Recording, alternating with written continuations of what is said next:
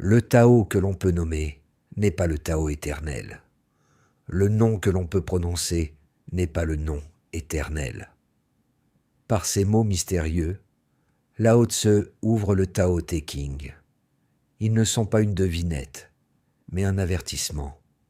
Si vous essayez de saisir le flux de votre esprit avec des définitions, des étiquettes ou des concepts rigides, il vous échappera.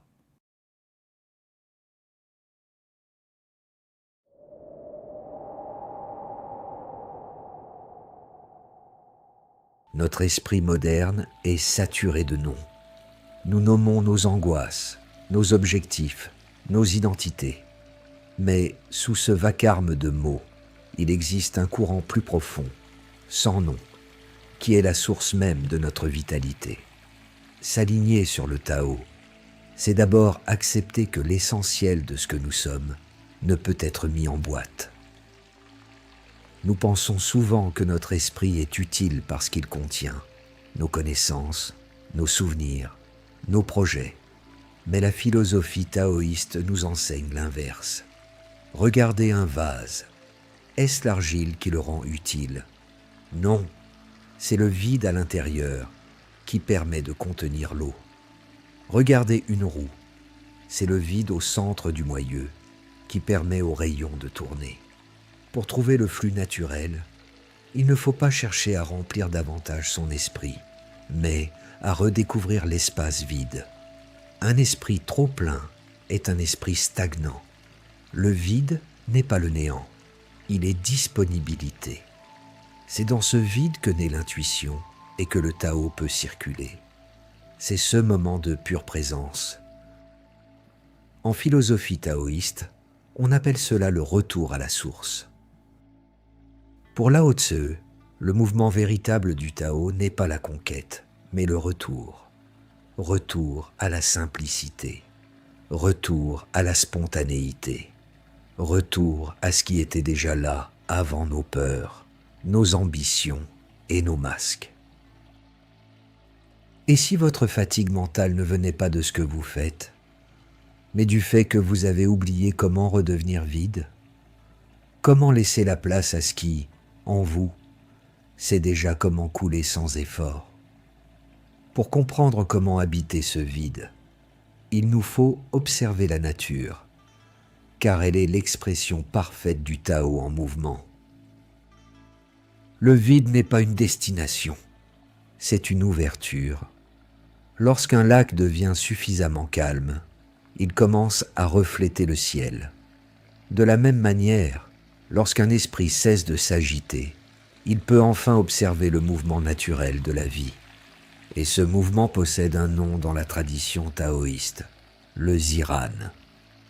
Pour le sage taoïste, il n'y a pas de distinction entre les lois qui régissent les galaxies et celles qui animent notre esprit. Ce principe se nomme le Ziran. Littéralement, cela signifie ce qui est ainsi de soi-même. C'est la spontanéité absolue de la nature. Le Ziran, c'est la fleur qui s'épanouit sans avoir l'intention de plaire, le nuage qui se forme sans effort de volonté. Rien dans la nature ne se force à être ce qu'il n'est pas. L'esprit humain est le seul élément de la création qui tente de sortir de son Ziran pour devenir une idée, une image ou une attente sociale. S'aligner sur le flux naturel, c'est retrouver en soi cette qualité du soi-même ainsi.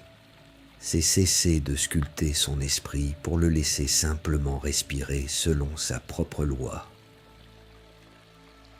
Lao Tse utilise souvent l'image du pu, le bloc de bois non taillé.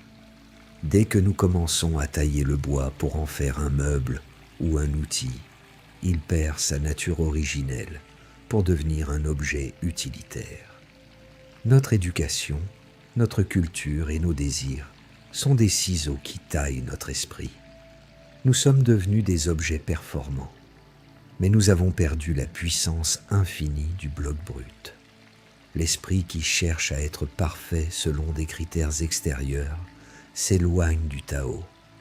La perfection taoïste n'est pas un idéal à atteindre, mais un état de simplicité à retrouver.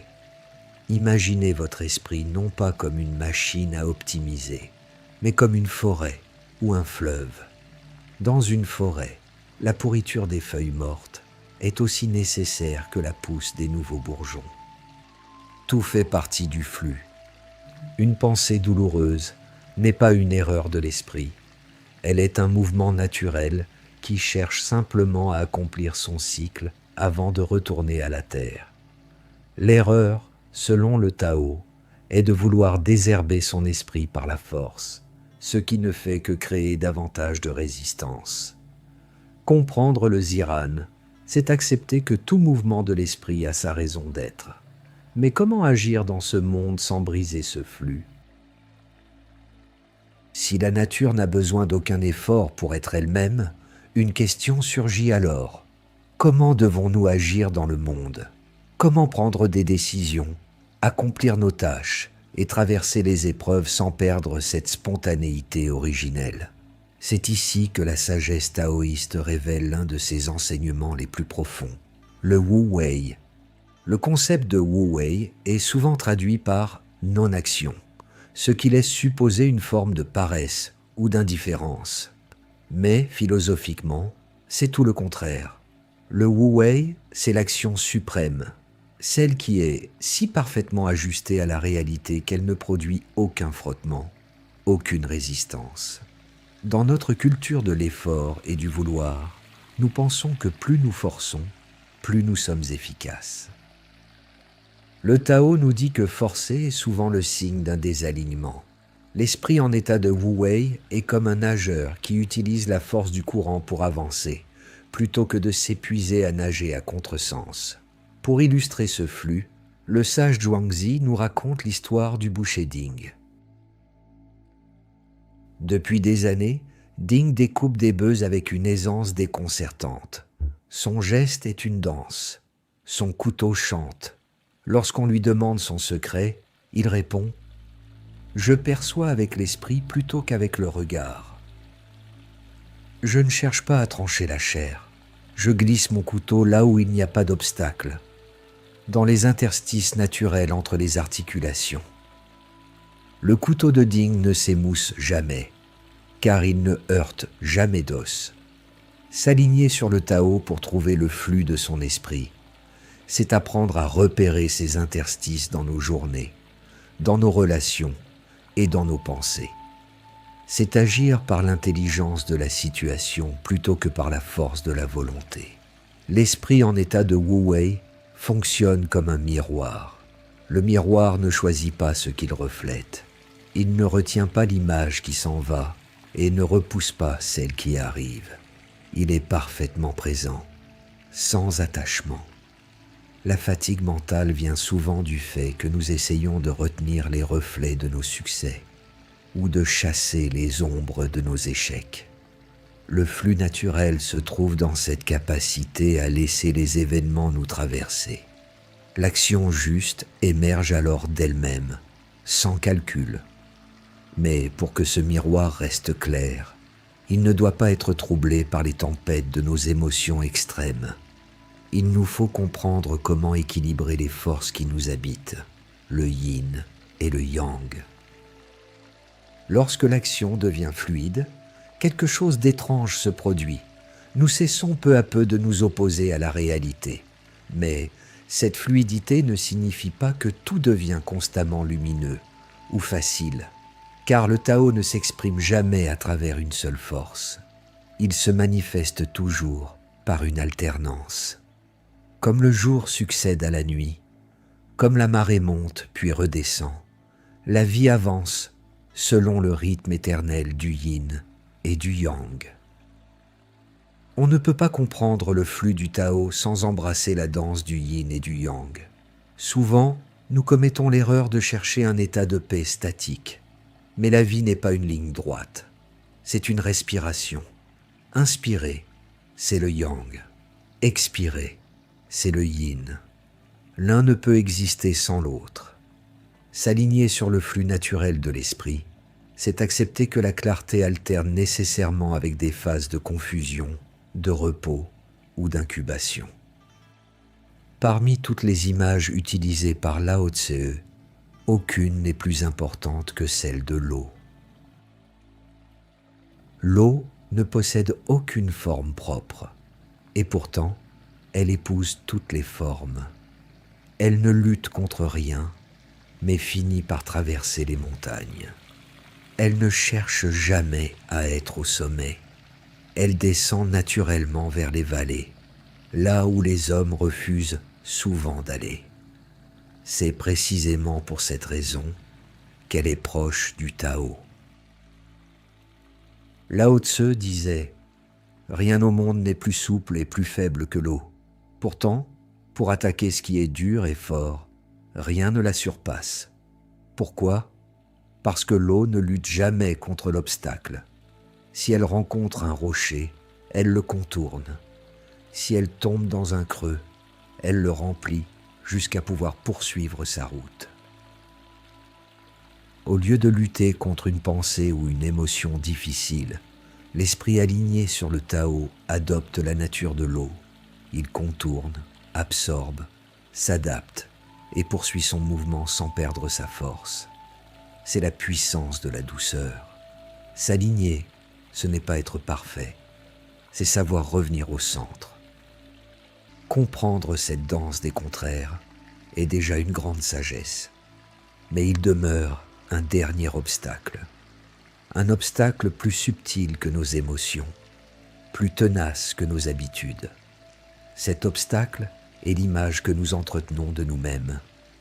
Tant que nous nous accrochons à ce personnage intérieur, le courant du Tao demeure partiellement entravé. Pour retrouver une véritable liberté, il nous faut maintenant explorer l'art taoïste de l'oubli. Zhuangzi parlait d'une pratique étrange pour retrouver le flux, le jeûne du cœur.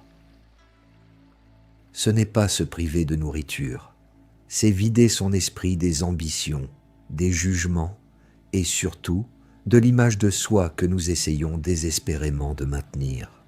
Nous passons notre vie à construire notre identité comme un monument. Mais un monument est statique.